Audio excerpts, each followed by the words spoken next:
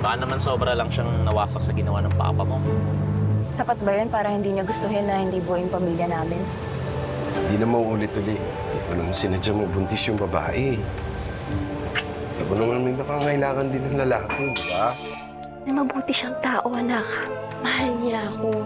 Nangyari lang talaga yun. Hindi ko pa nahihigop yung kape. Parang ninenervous na ako. Parang may add to cart na naman ang dalaga ko.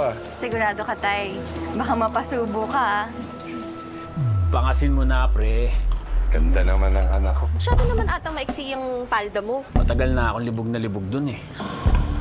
Hindi ho. Kapagkakatiwalaan niyo ho ako. Hindi naman po kasi talaga masarap pag matanda na yung baboy. Makunat at maanggo na. Pag mas bata, mas masarap. Tigilan mo paglalaro na apoy, baka masunog ka.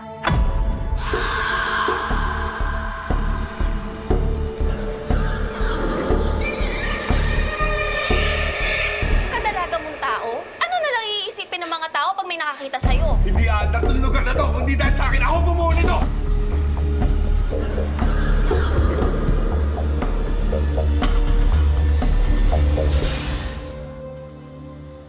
Kaya ko patayin ang apoy.